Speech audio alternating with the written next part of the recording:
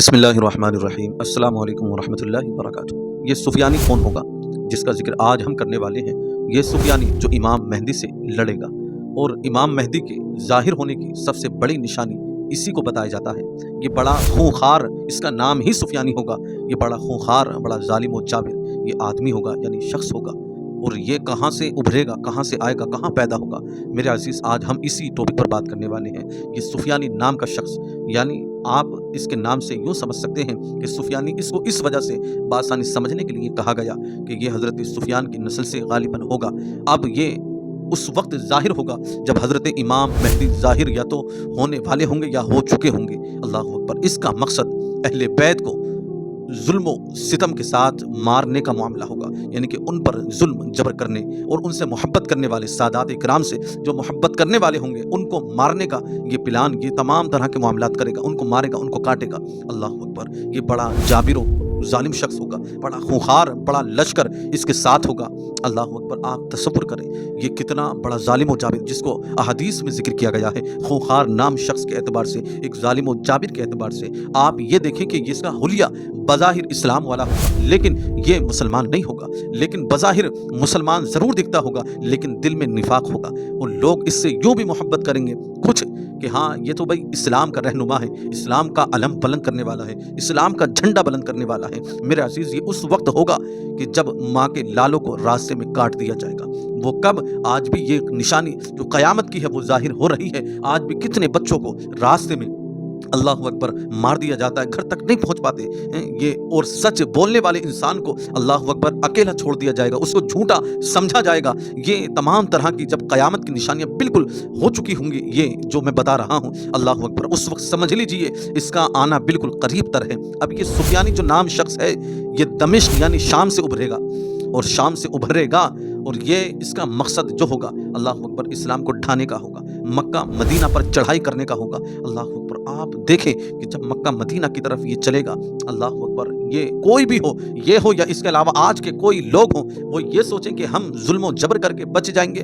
یاد رکھیں اللہ کی پکڑ سب سے زیادہ سخت ہے۔ جب اللہ کی پکڑ میں کوئی آتا ہے، اللہ اکبر، اللہ پھر اس کو نیست و نابود فرما دیتا ہے۔ میرے عزیز، تاریخیں اس چیز کی شاہد ہیں، گواہ ہیں کہ جو اللہ رب العزت کے پکڑ میں، یعنی کہ اللہ نے جس کی پکڑ کی اس کو تباہ و برباد کر دیا، نام و نشان بھی مٹا دیا۔ میرے عزیز، یہ دمشق یعنی شام سے ابھرے گا، اسلام کا علم لے کر کے ہم جھنڈا اسلام کا بلند کریں گے۔ اب یہ اپنے مقصد اصلی کو لیتا ہوا کوفے کی زمین پر اللہ اکبر وہاں قتل و قتال کرے گا، سادات اکرام کو اللہ اکبر جو ہیں ان کو قتل و قتال کرے گا، جو ان سے محبت کرنے والے ان کو مارے گا۔ اللہ اکبر۔ اب اس کا مقصد یہ ہوگا کہ اپنے لشکر کے ساتھ جو مکہ کے اندر امام مہدی ہیں میں ان کو قتل کروں۔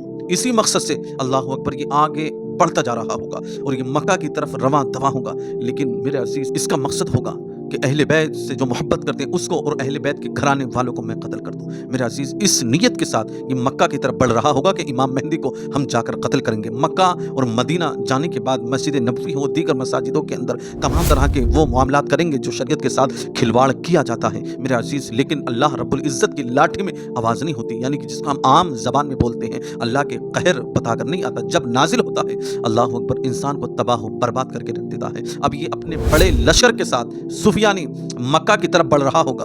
اللہ اکبر۔ جیسے مکہ کی طرف یہ بڑھتا جائے گا اللہ اکبر، جب خسف البیدا کے میدان میں پہنچے گا، اللہ کی جانب سے حکم ہوگا زمین پھٹ جا، آسمان لرز جائے گا، زمین پھٹے گی۔ اللہ اکبر۔ یہ اور اس کے تمام لشکر اس زمین جو پھٹی ہوگی اللہ اکبر اس کے اندر دھس جائیں گے، کیونکہ زمین کے اندر یہ پورا قافلہ دھسا دیا جائے گا اللہ کے حکم سے۔ اور یوں بھی حدیث پاک میں آتا ہے کہ چند لوگ بچیں گے، غالباً 3 آدمی بچیں گے، جو صرف اور صرف یہ بتانے کے لیے کہ ہاں یہ خود ٹیکنالوجی یا تمام طرح کے معاملات نہیں ہیں، بلکہ یہ اللہ کی نشانی ہے۔ اللہ رب العزت نے اس کو اپنے قہر و غضب میں ایسا گرفتار فرمایا اللہ اکبر کہ زمین نے اس کو اپنے اندر سما لیا، اپنے اندر اس کو دھسا دیا۔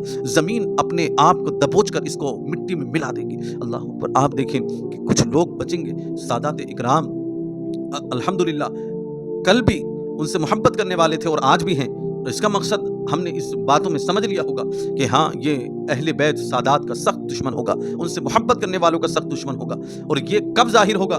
جب امام مہدی بالکل ظاہر ہو چکے ہوں گے یا قرب ہے کہ وہ ظاہر ہو جائیں، اللہ اکبر، یہ تب فتنہ اٹھے گا میرے عزیز۔ ہم دیکھیں کہ اس وقت ہم رب کی بارگاہ میں یہ دعا کریں کہ مولا ہمیں اس فتنے سے محفوظ فرما، اور امام مہدی کا ہمیں مددگار، ان کا ساتھی بنا۔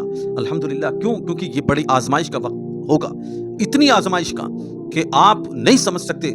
کیونکہ وہ وقت اللہ اکبر ہم دیکھ پائیں یا نہیں دیکھ پائیں، کیوں اتنی مشکلات سے بھرا ہوا اللہ کشمہ ماحول ہوگا۔